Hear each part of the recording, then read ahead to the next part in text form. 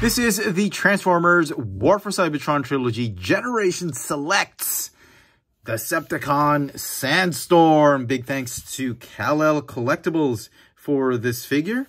As you can see right here, Decepticon Sandstorm. This is the G2 Sandstorm repaint of the Earthrise Ramjet. Well, at least that's what I'm hoping it is. So let's cut through the dotted line. Interesting that Hasbro's put a dotted line now for you to cut. You cut through and let's see. Oh yeah, it is Sandstorm. G2 Sandstorm. And here is Decepticon Sandstorm, or the G2 Ramjet repaint, out of packaging, and the figure turned out great. I am impressed. I did not expect it to look this nice. It looks pretty bland on first glance. It's got a lot of beige, sand-colored plastic. It's because it's Sandstorm. But the highlights of the black, this faded burnt sienna, and making that desert camo look for the overall aesthetic of the figure, I think really works. The black bits are really what's making this figure pop. And combined with these orange translucent plastic, this is an amazing figure. Definitely so impressed with it. And here are Ramjet and Sandstorm side by side, and both figures look amazing.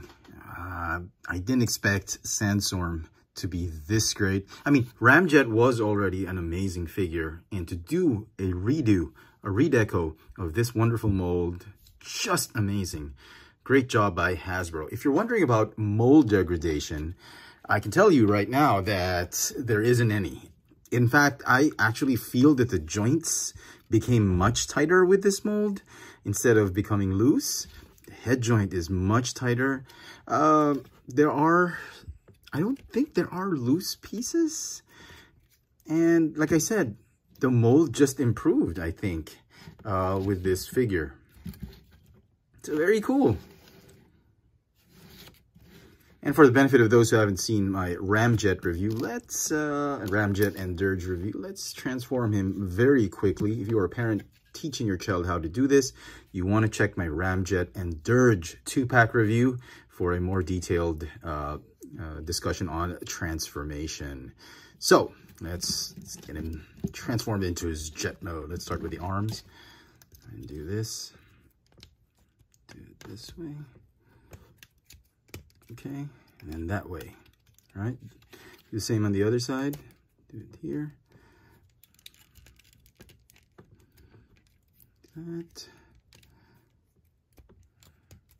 This. And like that. Okay, and then pop the chest piece out. Like this.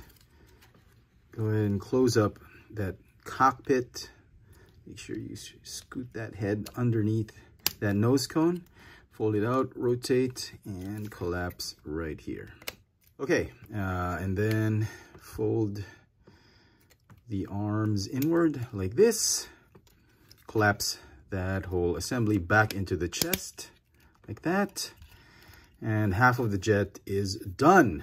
Okay, make sure the feet are aligned. Do this, go ahead and tab them together.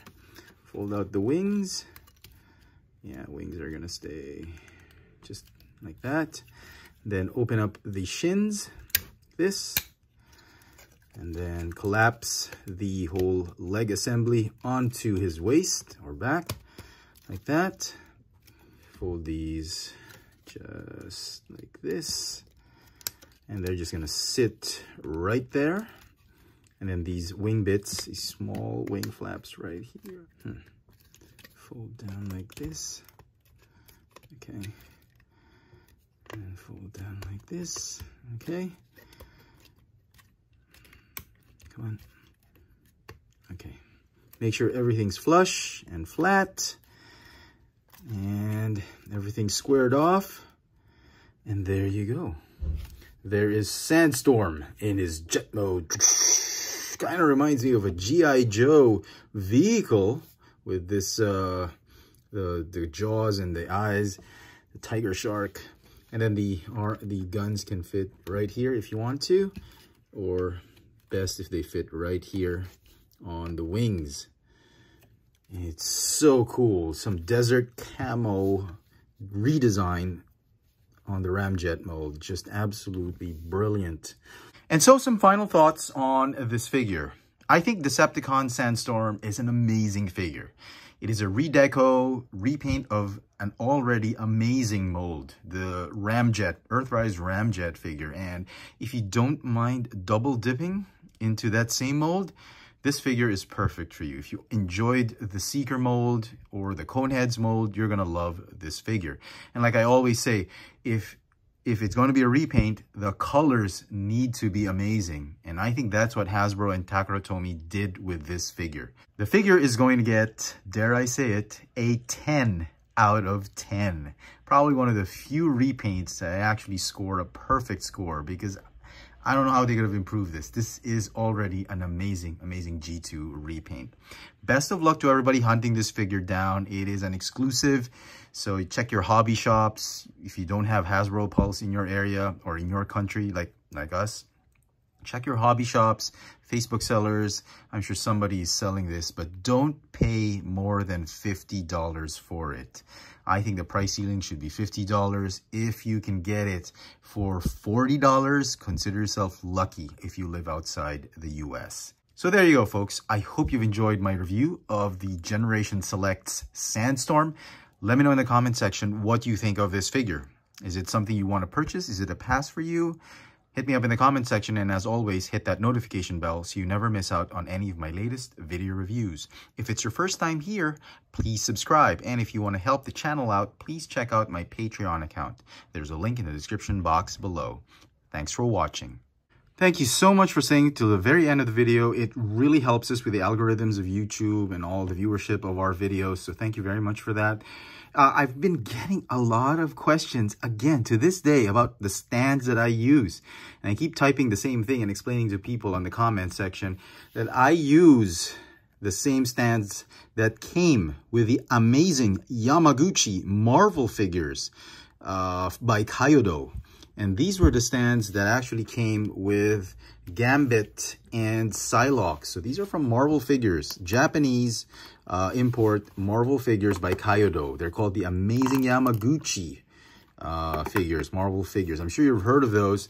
And I just find it weird that a lot of you guys, especially in North America and Europe, have never heard of Amazing Yamaguchi or are not too familiar with the stands they use. So it's like a clamp stand. It does have pegs, but I wouldn't use these pegs. I wouldn't recommend using these pegs too often because they tend to break off. The claws aren't as tight as maybe, say, Bandai's Gundam flight stands, but the way the hinges work on the actual stands, they're actually pretty solid, pretty stable. And if you get the more later versions of the Amazing Yamaguchi, you'll get the base that's full of these peg holes. Whereas the earlier ones like Deadpool, Venom, Spider-Gwen only had one, I think, peg hole right here, which was an older form of their flight stand. So there you go. I hope that answers a lot of your questions on what stands I use. As always, thanks for watching.